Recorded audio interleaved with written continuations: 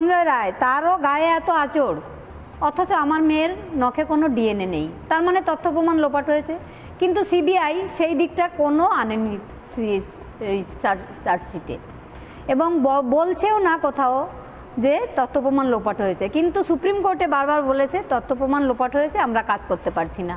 আমি মাননীয় সুপ্রিম কোর্টে আপনাদের এখান থেকেই আবেদন জানাতে চাই যে ওরা যে স্ট্যাটাস রিপোর্ট জমা দিয়েছে, কি সেই ছিল স্ট্যাটাস রিপোর্ট যা দেখে প্রধান বিচারপতিও শিহরিত হয়েছিলেন।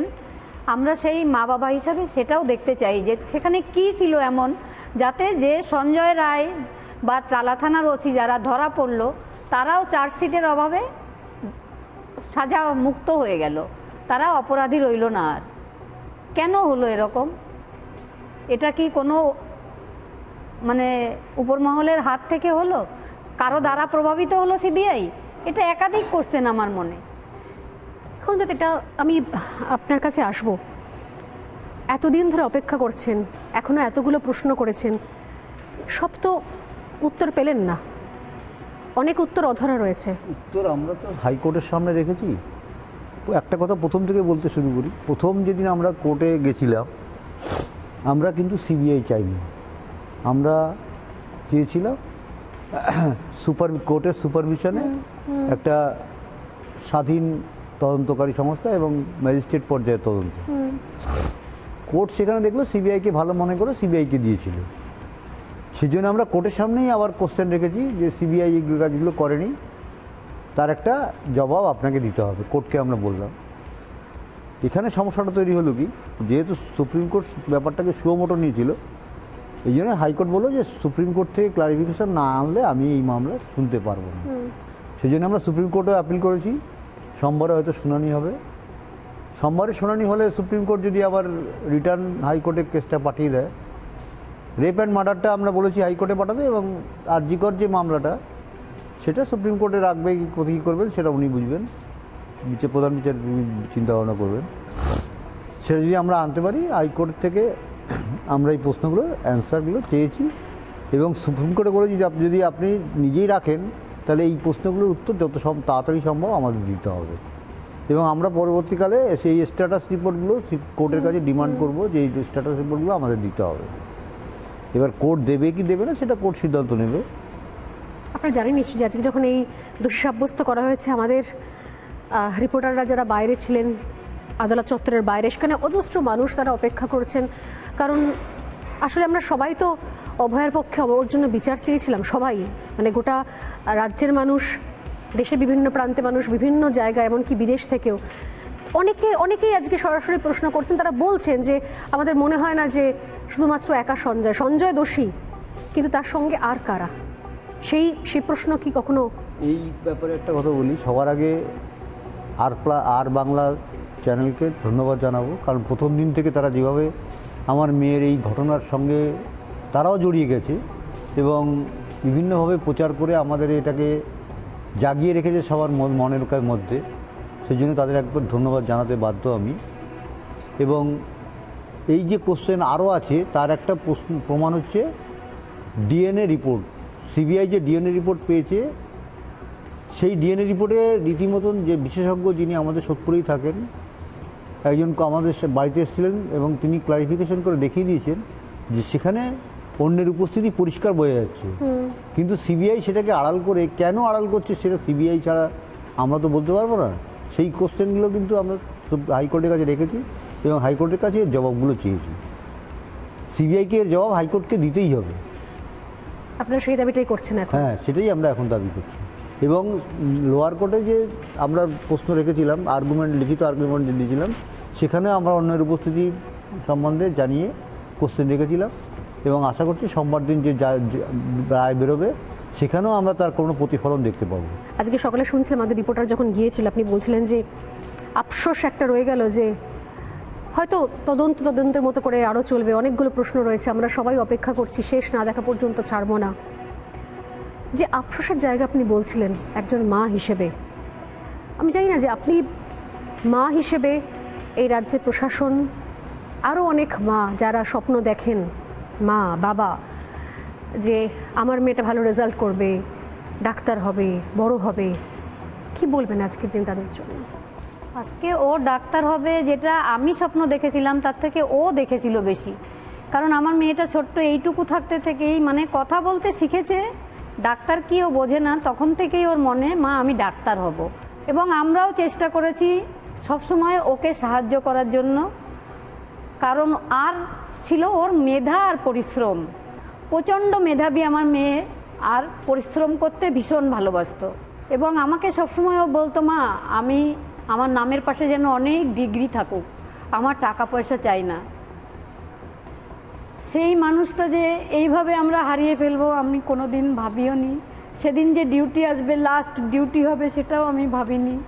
আর আমরা যে এরকম দুয়ারে দুয়ারে তার জন্য বিচার, আজকে যখন সে আজকে এমডি হবে, তাকে নিয়ে আমরা মিডিয়াতে বসবো, আমাদের উজ্জ্বল হবে মুখ, এমডি গোল্ড মেডেল আমি পেতে চাই, সেদিন রাতেও সে লিখে গেছিল। এগুলো তার সব স্বপ্ন অধরাই রয়ে গেল। এটা কোথায় লিখেছিল?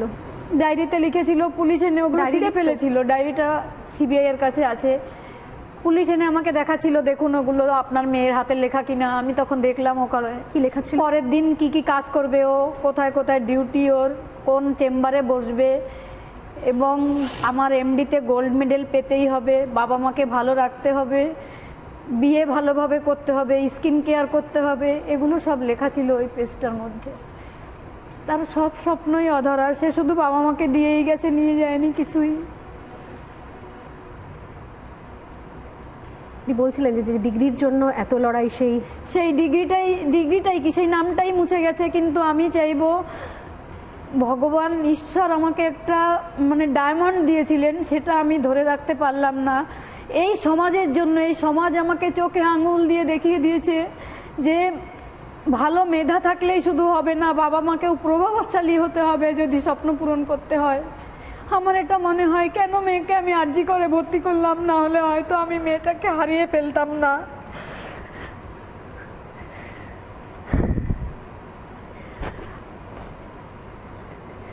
আরজি করতে চান্স পেয়েছিল মেধার জন্য, এবং আমিও সেদিন খুব খুশি হয়েছিলাম। এবং ও সেদিন বারবার আমাকে এটাই বলেছিল, মা তুমি খুশি হয়েছি তো আমি আরজি করে চান্স পেয়েছি বলে।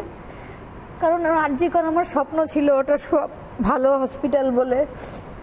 আগে 2 বছর আমার মেয়ে নিট পিজি দিয়েছে, কিন্তু কাউন্সেলিংয়েই বসেনি, যেহেতু ভালো জায়গায় পাবে না বলে, ভালো সাবজেক্ট পাবে না বলে। এবার 6000 র্যাঙ্ক করেছিল 2022 সালে, এবং খুব খুশি হয়েছিল।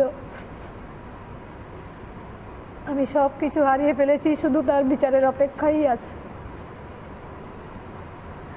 আমি জানি না যে এই মানুষগুলোর কথা আমাদের বলা হয় যে সাংবাদিকদের ইমোশন থাকবে না, সাংবাদিকরা ইমোশন ছাড়া খবর পরিবেশনা করবেন, কিন্তু আসলে এমন এক একটা ঘটনা, এমন পরিস্থিতি থাকে যার সঙ্গে আমরা নিজেরাও খুব রিলেট করে ফেলি। সেখানে আবেগ ছাড়া কি রয়েছে?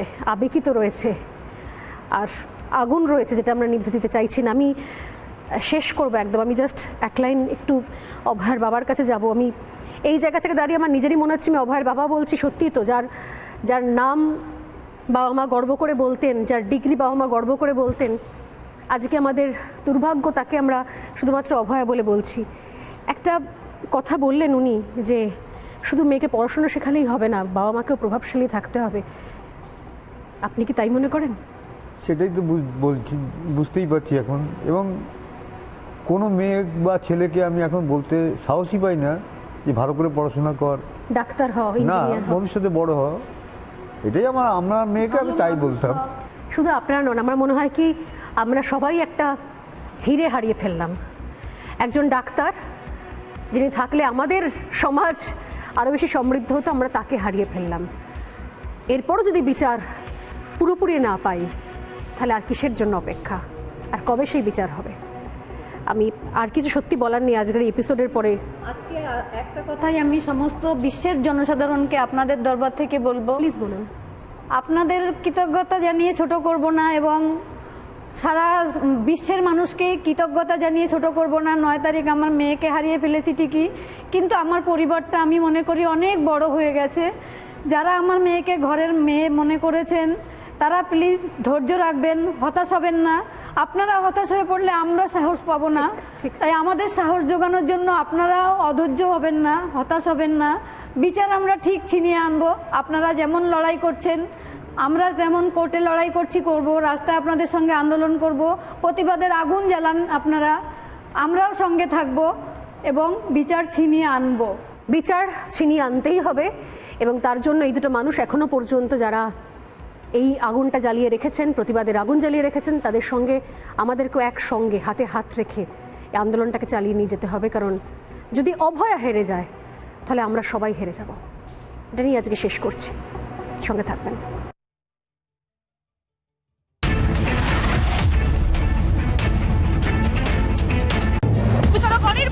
জানিয়ে দিলেন সঞ্জয়কে দোষী সাব্যস্ত করা হলো। যতদিন না অবধি প্রকৃত অপরাধী যারা প্রত্যেকে সর্বোচ্চ শাস্তি পাচ্ছে, ততদিন অবধি তো এই বিচার নিয়ে উল্লসিত হওয়ার কোনো জায়গাই নেই। এটা তো একটা প্রহসনের জায়গায় দাঁড়াচ্ছে। সঞ্জয় রায় হয়তো দোষী, কোর্ট একটু আগেই তাকে দোষী সাব্যস্ত করেছে, বিচারটাকে কমপ্লিট করতে হবে।